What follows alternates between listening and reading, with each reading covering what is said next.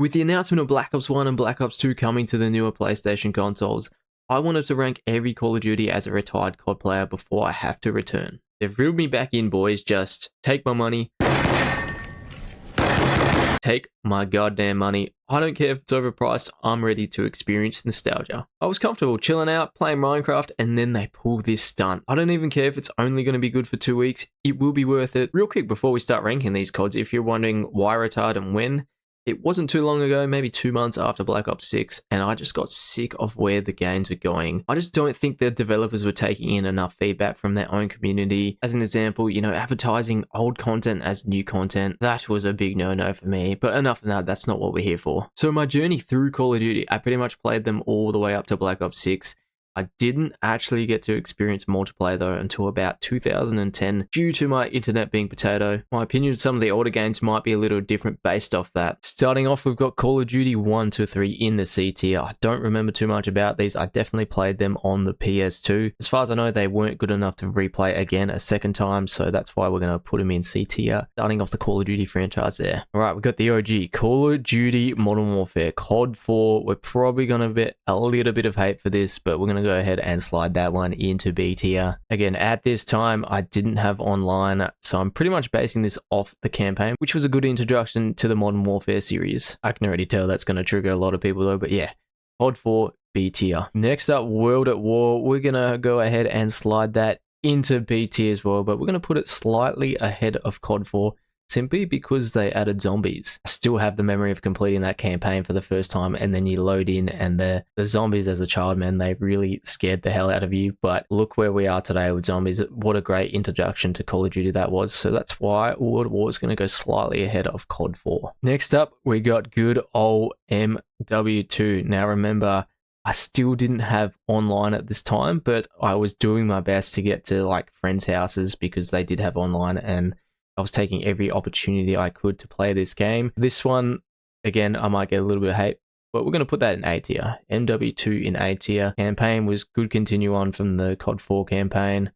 Special Ops came in, which was fun. I had a lot of fun playing that in offline. And then we have multiplayer. This is where COD really took off, in my opinion. Didn't even have an online account at the time, so I was just jumping over to friends' houses and playing everything I could. I will say though, thinking back on it, multiplayer was unbalanced as hell. That's probably why I'm sliding it into A tier. Yes, it was a ton of fun, but geez, there was that Commando Pro man and the one-man army new tubes across the map. God damn, that was unfair sometimes. Next up, we got Black Ops 1, OG Black Ops. This is where I really fell in love with Call of Duty, so this is going straight into S tier straight away. Surely there can be no arguments about this one. Campaign was epic, multiplayer epic, zombies epic, just S+, S+, S+ across all categories. And this is the game where I was finally able to make an online account and start playing multiplayer for myself. Still had a lot of fun jumping over friends' places and doing the old split screen. Those were the days, but I was able to actually use my own account during those split screen days, so that was good too. MW3 up next to finish off probably the best trilogy in Call of Duty history, straight into S tier for me as well. MW3 up next to finish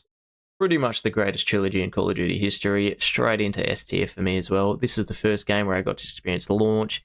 Campaign had an epic ending. Multiplayer was just that one step up from MW2, which I think they actually had to finish MW2 multiplayer early to start on this game. And I think that caused MW2 to only have 2 DLCs at the time, but correct me if I'm wrong.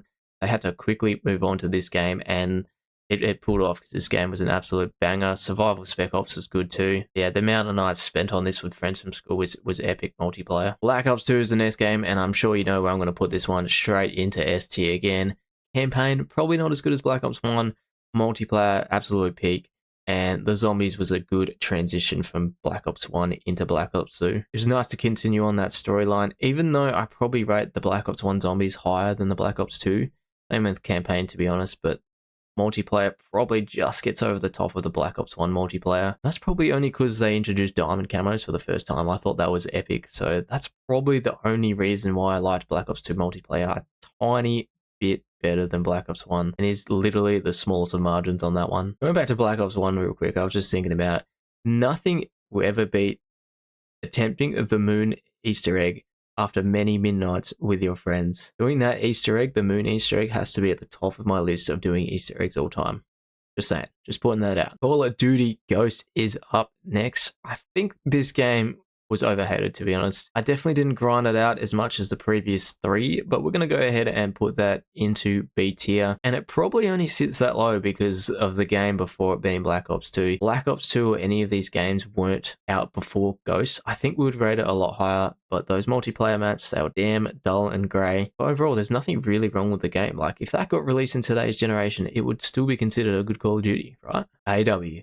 Advanced Warfare, and I'm probably going to get a little bit of hate of where I'd rate this game, but this game is going all the way up into A tier for me, and I'd even put it ahead of MW2. I know you probably think I'm crazy, but this is me. This is my experience with Call of Duty. Advanced Warfare was the first game that introduced kind of a new movement system with jetpacks. At the time, I thought that was absolutely amazing to experience a new movement system. Zombies was actually okay. I remember doing an Easter egg on that one. Barely remember anything from the campaign, but I did play it. I'm pretty sure you might even start off in space in this one, but yeah, you can correct me if I'm wrong. And yeah, multiplayer had so much fun. I think I got to 19th prestige on this game, so I did grind the absolute hell out of it. Clan Wars was a big success. I remember dominating the Oceania Clan Wars for months and months.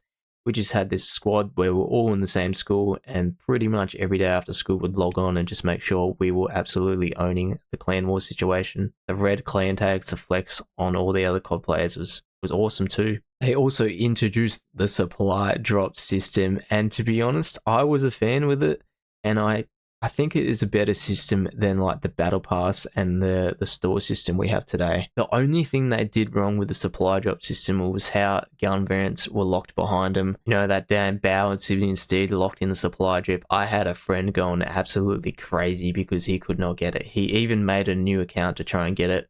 Luckily, they did semi-fix it by adding in the extra 15 prestiges, and the Bow Obsidian Steed was the first gun you got entering 16th prestige. So they did semi-fix it, but I've seen the gun variants where they unbalanced all the stats was a little too much to lock behind the supply drops. So that's probably the only reason why it's in A tier right now. If that wasn't a thing, it'd probably be up hanging around these top 3 Call of Duties of all time. I feel like I just ranted on about Advanced Warfare more than any other game. But up next, Black Ops 3. That's going to go ahead and go into A tier as well. Don't even think I played the campaign on this one. Multiplayer was pretty solid, and Zombies was another step up from Black Ops 2 in terms of storyline and progression. Shadows of Evil Easter egg was so much fun to do. Honestly, can't remember if Advanced Warfare had a Mastery camo, but Black Ops 3 Mastery camo Dark Matter was one of the best decisions they could have done for this game. Specialists, I didn't really agree with too much. I thought they really ruined the multiplayer experience. You just got this overpowered thing given to you, and you could just run amok with it. So I thought it made multiplayer experience not easy, but you definitely got punished for some random just getting the specialists, even if they got no kills. Infinite Warfare up next, guys. I apologize. I didn't give this one a chance. It's going straight into the D tier category. I remember playing 3 games of multiplayer on release day, and I never touched the game again, other than Spaceland Zombies. If it did not have Spaceland Zombies, that would be in the trash can. The arcade style of Zombies was actually pretty fun, so that was the only thing stopping me from putting Infinite Warfare in the trash can, so it sits in D tier. We may as well rank COD 4 Remastered because I played it way more than Infinite Warfare. Had some good times on S&D with the guys. Probably going to put that high, B tier, like it's a remastered game after all. I don't know if it's criminal putting a remaster above the original, but again, I didn't get to experience the original COD 4 multiplayer. And the things that they added into the MW4 Remastered, I thought they did well. It's like they knew Infinite Warfare was going to flop though, so they created this bad boy's backup. And for some strange reason, I think that's why we're getting Black Ops 1 and Black Ops 2 ports on the new PlayStation consoles.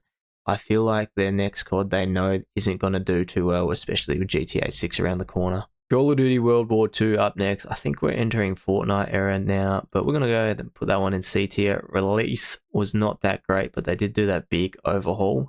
The only memory I have this one is like sitting at the top of Gustav Cannon with my Diamond Sniper, and I remember getting a couple of V2 rockets on that game. So yes, I was that cringy player sitting on top of the... What even was it? Was it like some type of train or... some type of big machine. But yeah, we just used to sit on top of that and snipe the whole lobby. That was pretty much my World War II experience wrapped up there. Moving on to Black Ops 4, this is probably one of the last Call of Duties I actually enjoyed, so we're going to actually put that one in A tier. I think this was the first COD without a campaign, but multiplayer was a good experience. I think the specialists got toned down a little bit from Black Ops 3, and the mastery camo with dark matter and like the interactive camos that you got with the kills, that was awesome. I definitely grinded out dark matter on this game and really enjoyed sniping on multiplayer. I reckon I spent most of my time sniping once I hit master prestige and got the dark matter camo. Zombies was good enough for me to do the 9 Easter egg with the friends, so that was good too. And this was the last game I hit prestige master on, because I'm pretty sure they actually changed the way prestiges worked after this Call of Duty. For some reason, Call of Duty ran out of title ideas, so they made themselves another Modern Warfare. Camp Warfare, as I like to call it. We're going to go ahead and slap that one in B tier. Probably, if I want to accurately rank it, we'll probably slide it there. Maybe in the highest of B tiers, to be honest. Multiplayer started off so goddamn slow, boys. You could just camp in a corner and not get punished for it. Lobbies played so slowly. They tried to work it out of the game, but the way they set it up, campers got rewarded in this game, and that's not what Call of Duty is for me. I kind of continued my sniping over from Black Ops 4 into Modern Warfare, so I spent most of my time sniping. Didn't even want to spend my time grinding out Damascus or even Obsidian. They were insane camo grinds. I just spent sniping this game. And I did want to mention I am ranking this game based off Warzone 2. That's probably why it's in the high B tier. I know they've got it as a separate game down here, but we're including the Warzone release with this Modern Warfare. MW2 Remastered was only a campaign. For some reason, they didn't release the multiplayer, so we're not ranking that one. We did not play that one. So let's go ahead and rank Cold War. C tier for me on Cold War, guys. This is the one that they had to rush and pretty much reskin everything. If I didn't know that information, I'd honestly put it in D tier. It was pretty lackluster, and you can tell it was a little bit rushed. But I feel like they did an okay job, so that's why it's going in C tier for that reason. Didn't like how they did zombies in this one at all, sorry guys. Call of Duty Vanguard. Let's go ahead and slide this one all the way up and all the way back down again into the trash can. The attachment system, the amount of time you had to grind out for camo is just absolutely insanity. Don't want to talk about it anymore, that's it. That's Vanguard for you. Modern Warfare 2 for the second time, or MW 2022, it's probably easy to call. We're going to put that one in C tier as well. By this time, I wasn't touching campaigns. I think they might have released DMZ with this one, barely even touched that. And multiplayer was okay, it was a little bit slow. Did get the Obsidian Mastery camera in this game though, so we did manage to grind out that, and then we pretty much never touched it after that. Modern Warfare 3, or MW 2023, I'm pretty sure these two games were meant to be combined at the start, but for some reason they decided, no, we're not going to do that. And it was like a DLC to this game, but they did manage to fix a few things, and it was a little bit more enjoyable. So we are putting that one in B tier. I think they released their own version of zombies on this game, and I thoroughly enjoyed that. I think I spent more time on zombies than on the multiplayer for this one. Okay, we've got 2 more games to rank. I'm not going to rank any other of these. I don't even know why they're in here. Blackout is probably incorporated into Black Ops 4. That was pretty decent for their first go at a Battle Royale too. So we got Black Ops 6, the game that made me want to retire because I was sick of where they were going for Call of Duties, is just a D tier. I can't put it on the same level as Vanguard, to be honest, but yeah, it was pretty miserable, so we're going to put that one in the D tier. Didn't spend long on it at all, so I don't really have much information to share with you guys on my experience with that one. And then we got Black Ops 7, so I'm ranking this based off what I've watched from other Call of Duty YouTubers, which is pretty much Jev. I think they did a little bit of a better job, so we're going to be putting that one in C tier to finish off our Call of Duty ranking list. So let me know what you guys think of how I've ranked these Call of Duties. I'm interested to see if I get any hate for the COD 4 positioning or the MW2, and probably even the Advanced Warfare positioning. But luckily for me, everyone's experiences with Call of Duty are different, so that's my Call of Duty ranking list, guys. This is a brand new channel I've created to start posting the Call of Duty content on when Black Ops 1 and Black Ops 2 release on the PS5 console. And that's going to be all, folks. Let me know in the comment section what you agree and disagree on. I'm actually interested to hear anyone's comments that they have to say on these Call of Duties. Make sure to follow this channel if you want to see some Black Ops 1 and Black Ops 2 content on the PS5. Stay tuned, folks. Bye.